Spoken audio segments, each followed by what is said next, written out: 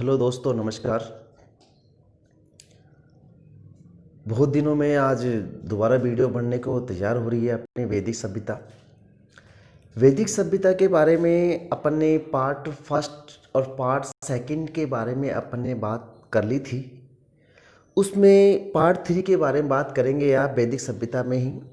अब वैदिक सभ्यता के अंदर अपन ने पार्ट थ्री के बारे में अपना जो टॉपिक शेष रह गया था उनके बारे में अपन बात करेंगे। देखो, अपन वैदिक सभ्यता के अंदर सभी अपन ने चारों वेदों के बारे में बात करी थी। पहले अपन की वेदों की जानकारी कहाँ से वैदिक सभ्यता की जानकारी कहाँ से प्राप्त होती है, कहाँ से प्राप्त नहीं होती है। मैंने आपको बताया था साहित्यिक स्रोत।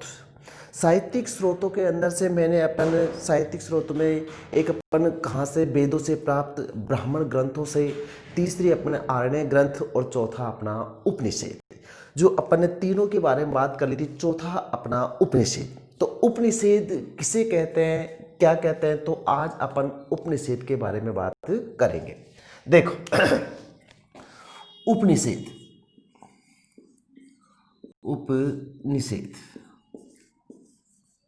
वैदिक सभ्यता में जो जानकारी प्राप्त होती है अथवा वैदिक सभ्यता की जो जानकारी प्राप्त होती है वो भी कहाँ से, उपनिषद से जानकारी प्राप्त होती है। उपनिषद किसे कहा जाता है? देखो, उपनिषद की संख्या कितनी है, उपनिषद के और नाम क्या है, सभी एग्जाम की दृष्टि से आते हैं तो उनके बारे में बात करेंगे। देखो उपनिषद, पहले उपनिषद अपन किसे कहते हैं। देखो उपनिषद गुरु के समीप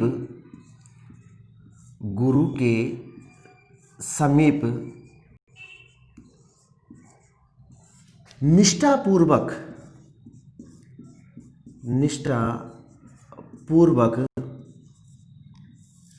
जिस साहित्य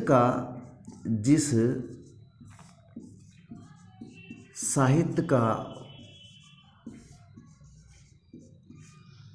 अध्ययन किया जाता है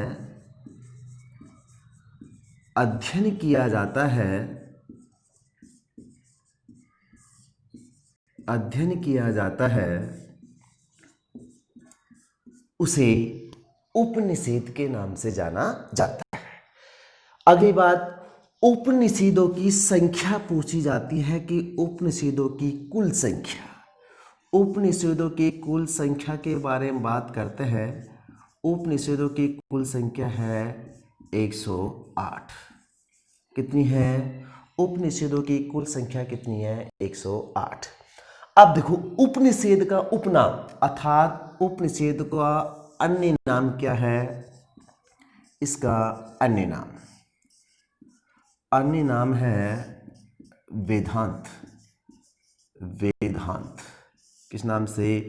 एक वेदांग के नाम से भी वेदांग किसे कहा जाता है, और वेदांत क्वेश्चन आ जाता है कि उपनिषदों का अन्य नाम किस नाम से जाना जाता है, तो वेदांत के नाम से जाना जाता है। वेदांत का शाब्दिक अर्थ होता है वेदों का अंतिम भाग। वेदों का कौन सा भाग? अंतिम भाग। जो ध्यान देना, उपनिषद आश्रम में किया जाता है। जो अपना शरीर, जो मानव का जो अंतिम पड़ाव होता है वो उपनिषद अंतिम पड़ाव में आश्रम में प्राप्त किया जाता है वो ज्ञान। तो ध्यान देना, उपनिषद किसे कहा जाता है? गुरु के समीप निष्ठा पूर्वक जिस साहित्य का अध्ययन किया जाता है वो कहलाता है अपना उपनिषद के नाम से जाना जाता है। उपनिषद की कुल संख्या पूछी जाती है। ध्यान देना दोस्तों, उपनिषदों की कुल संख्या के बारे में बात करते हैं तो उपनिषदों की कुल संख्या कितनी है? 108। अगली बात है, उपनिषद का अन्य नाम किस नाम से जाना जाता है? वेदांत के नाम से जाना जाता है। किस नाम से? वेदांत के नाम से जाना जाता है। ये अपने उपनिषद है। अब जो एग्जाम की दृष्टि से अपन उनके बारे में बात करते हैं, वेद होते हैं। वेद अपन ने चारों के बारे में बात करी है। मैं आपको पूरी सारणी बना के बताऊंगा कि वेद अपने चार होते हैं। प्रत्येक वेद का एक उपवेद भी होता है, प्रत्येक वेद का एक ब्राह्मण ग्रंथ होता है, और प्रत्येक वेद का एक उपनिषद ग्रंथ भी होता है, जो अपन सारणी के अनुसार अपन बात करेंगे। जब तक इसके स्क्रीनशॉट खींच लीजिएगा, फिर अपन आगे बात करेंगे।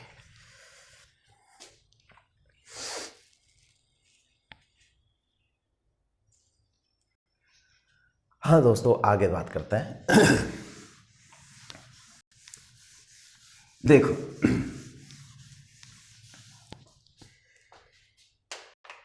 एक होता है अपना वेद। वेद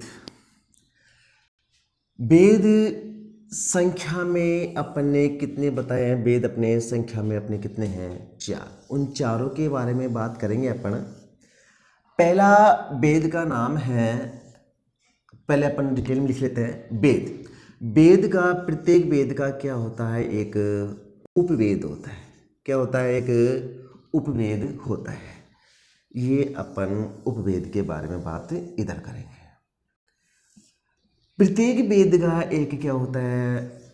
ब्राह्मण ग्रंथ होता है। क्या होता है? एक ब्राह्मण ग्रंथ होता है। प्रत्येक वेद का क्या होता है? एक ब्राह्मण ग्रंथ होता है। अपन ये ब्राह्मण ग्रंथ के बारे में बात इधर करेंगे। प्रत्येक वेद का ही एक उपनिषद ग्रंथ होता है। क्या होता है? उपनिषद, उपनिषद ग्रंथ भी होता है।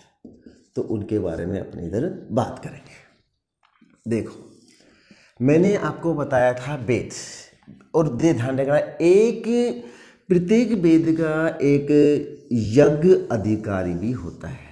क्या होता है? यज्ञ अधिकारी। ये अधिकारी, उसके बारे में बात करेंगे। प्रत्येक वेद का एक यज्ञ अधिकारी भी होता है। अपन एग्जाम की दृष्टि से ध्यान देना, अपना जो वैदिक सभ्यता है रीट के अंदर भी है और पटवार के सिलेबस के अंदर भी रहेगा अपने। देखो, वेद, वेद मैंने आपको पहले भी पढ़ा चुका हूं। वेद अपने कुल कितने होते हैं? क्वेश्चन आ जाता है कि वेद कुल कितने हैं, तो अपने बताएंगे 4। अगला क्वेश्चन ये आ जाता है कि वेद त्रयी में शामिल नहीं है। त्रयी में शामिल नहीं है वेद, तो ध्यान देना, मैंने चौथा वाला बताया था, वो है अथर्ववेद। अथर्ववेद वेद के अंदर, त्रयी के अंदर शामिल नहीं है। लेकिन वेदों की कुल संख्या पूछी जाती है तो अपन कितने बताएंगे? वो 4। देखो, वेद है 4, जिनका नाम अपन लिखेंगे। एक का वेद है, उसका नाम है ऋग्वेद। पहला वेद का नाम है ऋग्वेद। दूसरा वेद है, अपन ने वो लिखाया था अपन ने यजुर्वेद। यजुर्वेद, दूसरा वेद का नाम है यजुर्वेद। तीसरा जो वेद है उसका नाम है सामवेद। क्या नाम है? सामवेद।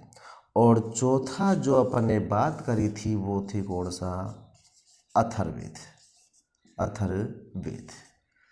ध्यान देना, अपन चारों वेदों के बारे में बात करेंगे, और चारों वेदों के लिए प्रत्येक वेद का क्या होता है?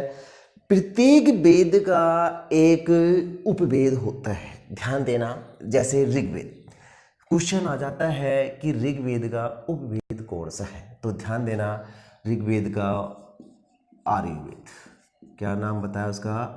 आर्युवेद। यजुर्वेद का धनुर्वेद। धनुर्वेद। तो सामवेद का गंधर्ववेद। गंधर्ववेद। तो इसका अपन चौथे की बात करते हैं, वो कौन सा? अपना शिल्पवेद। कौन सा वेद? अपना शिल्पवेद। तो अपना ध्यान देना, प्रत्येक वेद का अपना अलग अलग उपवेद होता है। क्वेश्चन आ जाता है, वेद है जिसे ऋग्वेद का उपवेद का नाम आर्यवेद, यजुर्वेद का उपवेद धनुर्वेद, सामवेद का उपवेद गंधर्ववेद, और अथर्ववेद का उपवेद का क्या नाम रहेगा? उसका शिल्पवेद रहेगा। उसी तरह से जैसे अपन प्रत्येक वेद का एक ब्राह्मण ग्रंथ होता है, मैं बार बार इसमें रिपीट कर रहा हूँ, ये एग्जाम की दृष्टि से बहुत इंपॉर्टेंट है, ध्यान देना। ब्राह्मण ग्रंथ, अब देखो, प्रत्येक ऋग्वेद का जो ब्राह्मण ग्रंथ है उसका नाम है ऐतरेय कोशितकी, कोशितकी, ऐतरेय, कोशितकी। दो है, ध्यान देना। ऋग्वेद का ब्राह्मण ग्रंथ है ऐतरेय कोशितकी पहला। यजुर्वेद का जो ब्राह्मण ग्रंथ है उसका है अपना ऐतरेय कोशितकी पहला हो गया अपना ब्राह्मण ग्रंथ। दूसरा है अपना शतपथ, शतपथ और तैत्तिरीय, तैत्तिरीय। दूसरा कौन सा है? तैत्तिरीय। सामवेद का ब्राह्मण ग्रंथ की बात करते हैं, पहला है पंचविश, दूसरा है षड्विश। पंचविश, षड्विश और तीसरा है इसमें जैमिनीय, जैमिनीय। और अथर्ववेद का जो ब्राह्मण ग्रंथ है उसका नाम है गोपथ। क्या नाम बताया उसका? गोपथ। तो इस तरह से हमारा प्रत्येक वेद का एक ब्राह्मण ग्रंथ है। इसी तरह से प्रत्येक वेद का एक उपनिषद ग्रंथ भी याद करना पड़ेगा अपन को। देखो, ब्राह्मण ग्रंथ है, उसी तरह उपनिषद ग्रंथ के बारे में तो ऐसे कैसे, इस तरह से ऐतरेय कोशितकी, कोशितकी, इस तरह से सेम टू सेम इस तरह से अपन आ जाएगा। इसी तरह से यजुर्वेद का उपनिषद ग्रंथ है, एक का नाम है तैत्तिरीय, एक का नाम है तैत्तिरीय, दूसरे का नाम है कठोपनिषद, कठोपनिषद। दूसरा तीसरा है, पहला है तैत्तिरीय, दूसरा है कठोपनिषद, तीसरा है अपना ईशोपनिषद, ईशोपनिषद। चौथा है अपना श्वेता, श्वेता निषेध, श्वेता उपनिषद। चौथा एक है अपना इसमें है बृहदारण्यक। पांच है, ध्यान देना। यजुर्वेद का जो उपनिषद ग्रंथ है, एक का नाम है तैत्तिरीय, दूसरे का नाम है कठोपनिषद, तीसरा है ईशोपनिषद, चौथा है श्वेतापनिषद और पांचवा कौन सा है? बृहदारण्यक है। अगला अपना जो सामवेद का है, सामवेद का है, एक है अपने कठोपनिषद। मैं इधर लिख देता हूं इसका, कठोपनिषद। एक है छंदोग्य उपनिषद, उपनिषद किसका है? सामवेद का। इसी तरह से अथर्ववेद का भी उपनिषद के बारे में बात करते हैं, जिसमें पहला कौन सा है अपना, इसके अंदर एक मिनट सॉरी,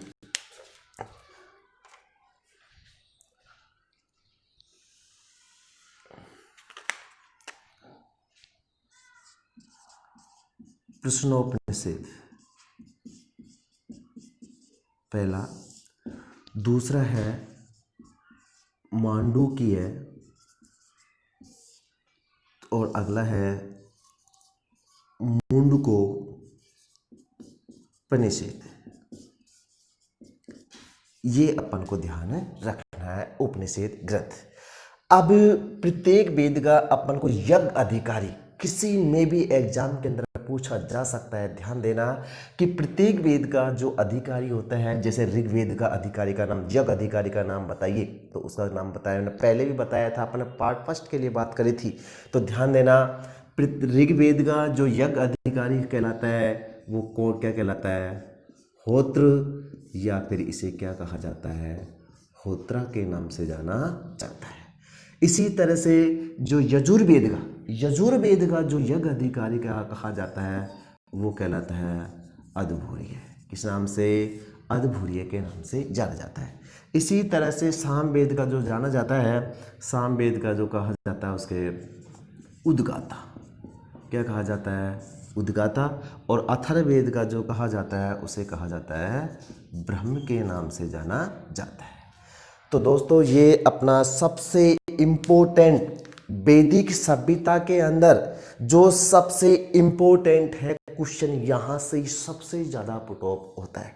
एक बार अपन इनके डिटेल से बात करेंगे, देखो याद अपन को किस तरह से करना है, किस तरह से याद नहीं करना है। देखो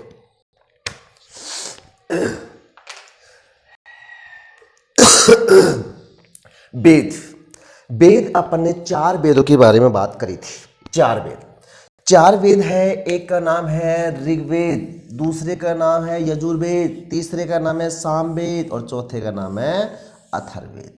अपन को इस तरह से ही याद करना है, चारों को ही याद करना है। 4 ऋग्वेद सीक्वेंस से याद करना है।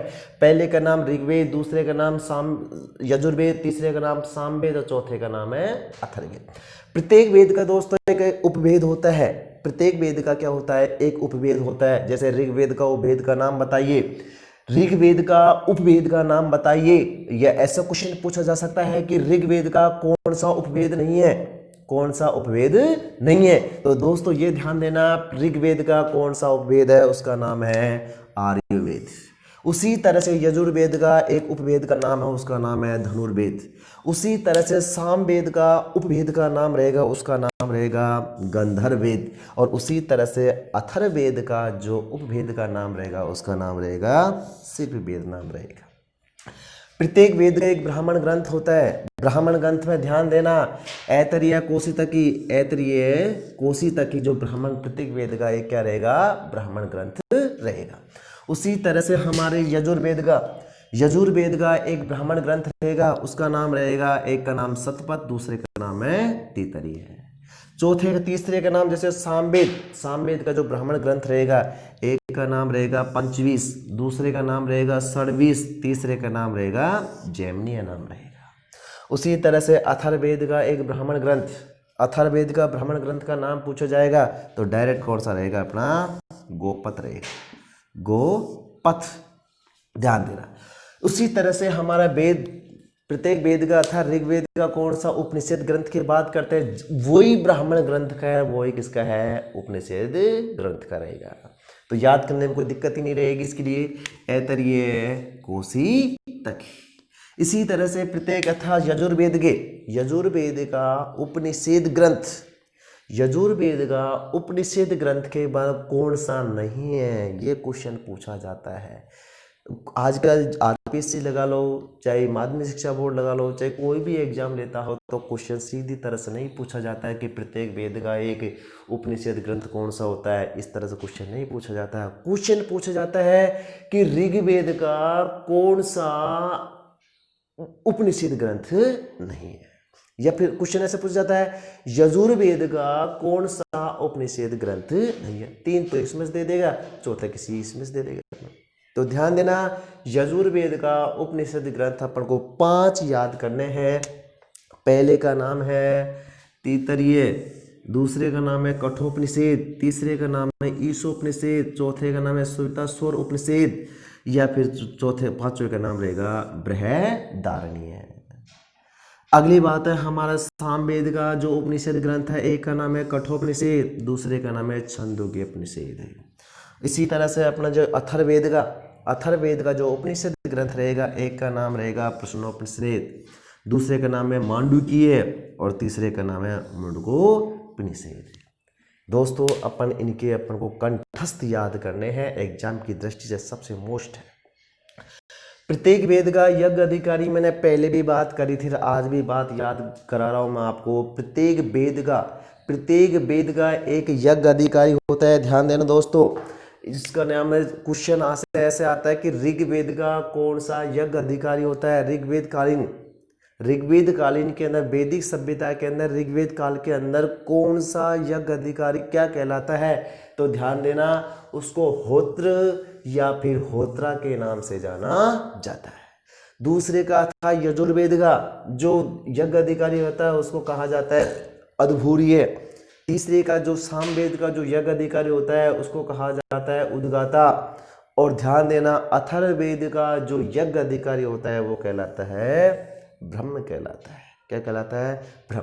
तो दोस्तों इसका आपने ये एक बात और ध्यान देना कि क्वेश्चन यहाँ से ये पुट अप होता है कि कठोपनिषद में किस किस का संवाद मिलता है। कठोपनिषद में किस किस का संवाद मिलता है, यह ध्यान देना। कठोपनिषद के अंदर एक तो अपना है वो नचिकेता का संवाद इसके अंदर अपन को कठोपनिषद के अंदर मिलता है। दूसरी बात है अपना सबसे मोस्ट क्वेश्चन कि सत्यमेव जयते, जो सत्यमेव जयते है वो कौन से उपनिषद से उल्लेख, कौन सा उपनिषद में उल्लेख मिलता है? सत्यमेव जयते कौन से उपनिषद ग्रंथ में उल्लेख मिलता है? ध्यान दो ना, सत्यमेव जयते, सत्यमेव जयते जो उल्लेख मिलता है सत्यमेव जयते, जो कहाँ से मिलता है अपन को? मुंडकोपनिषद से मिलता है। मुंडकोपनिषद से हमको कहाँ से सत्यमेव जयते का उल्लेख मिलता है। सबसे मोस्ट क्वेश्चन, आप इसकी शॉर्ट खींच लीजिएगा, फिर अपन आगे और बात करते हैं इनके बारे में।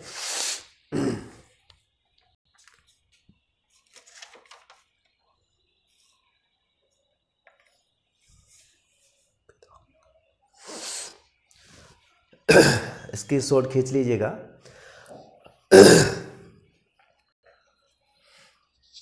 हाँ भाई,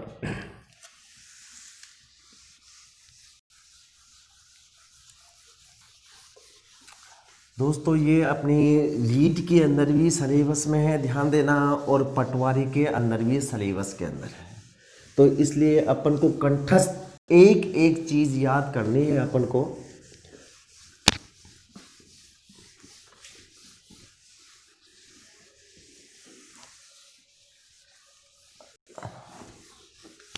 आगे चलते हैं अपन। वैदिक सभ्यता के अंदर है अपना एक वेदांग। एक अपन ने वेदांत की बात करी थी। उपनिषद का अन्य नाम है एक वेदांत और एक अपने वेदांग। जो वेदांग के अंदर, जो वैदिक सभ्यता के अंदर वेदांग के अंदर क्या जानकारी मिलती है, क्या किसे कहते हैं, क्यों कहते हैं, कारण क्या था? देखो,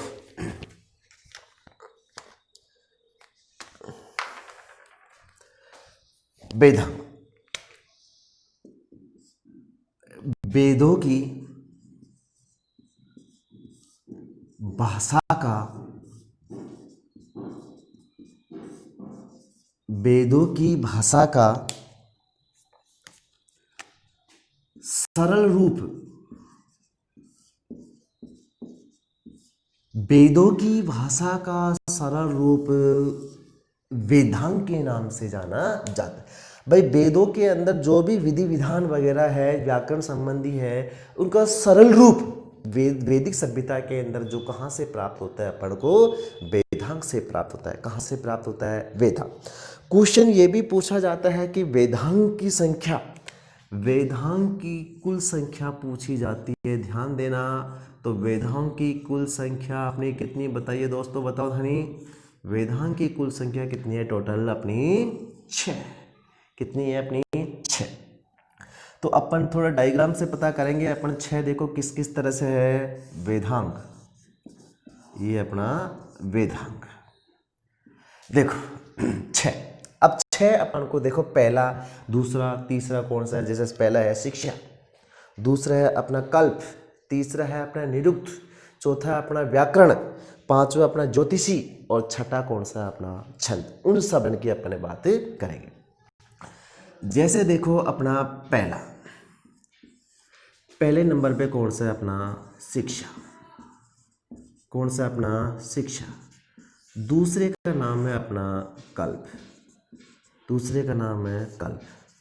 तीसरा वेदांग का नाम है अपना निरुक्त, तीसरे का है निरुक्त। चौथे का नंबर है व्याकरण, चौथे का नाम क्या बताया अपन ने? व्याकरण। पांचवे की बात करते हैं अपन, पांचवें का नाम है ज्योतिष, पांचवें का नाम है ज्योतिष।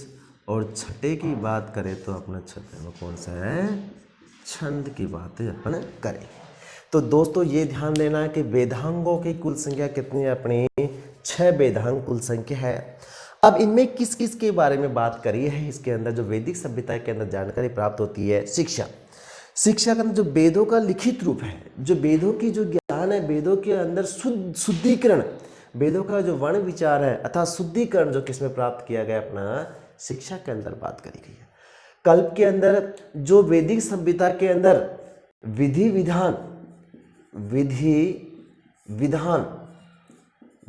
विधानों की जो चर्चा की गई है वो किसमें की गई है, कल्प के अंदर की गई है। अपन को हर तरह से ये याद करना है कि कहीं से भी किसी तरह से क्वेश्चन पुटअप हो सकता है। माध्यमिक शिक्षा बोर्ड रीट जो करवा रही है वो भी क्वेश्चन पूछ सकती है। ध्यान देना है कि वेदांगों की कुल संख्या 6 है। तो ये भी ध्यान देना है कि इनमें किस किस के बारे में बात की गई है। निरुक्त के अंदर हमारी जो शिक्षा के अंदर, कल्प के अंदर, निरुक्त के अंदर भी वैदिक सभ्यता के बारे में बात की गई है। व्याकरण के अंदर शुद्धिकरण अर्थात शुद्धिकरण के साथ साथ में हमारे इसके अंदर व्याकरण के अंदर जो शुद्ध वर्ण के विचार किए गए हैं वो भी हमको व्याकरण के अंदर प्राप्त होते हैं। नक्षत्रों की जानकारी, जो नक्षत्रों की जो उल्लेख मिलता है, नक्षत्रों का उल्लेख मिलता है वो कहाँ से प्राप्त होते हैं, हमको ज्योतिषी से प्राप्त होता है। और जो मात्राओं, जो वेदों की जो मात्राओं का वर्णन ज्ञान प्राप्त होता है वो कहाँ से प्राप्त होता है, हमें छठा नंबर जो कौन सा है, छंद। अपन को सीक्वेंस से इस तरह से याद करनी है कि वेदों की संख्या कितनी है, 6। पहला कौन सा है, शिक्षा। दूसरा कौन सा है, कल्प। तीसरा कौन सा है, अपना निरुक्त। चौथा कौन सा है, व्याकरण। पांचवा कौन सा है, ज्योतिषी। छठा कौन सा है, अपना छंद। तो इस तरह अपना वेदांग है अपने दोस्तों। इसका स्क्रीनशॉट खींच लीजिएगा, फिर अपन इसके अगले बारे में बात करेंगे।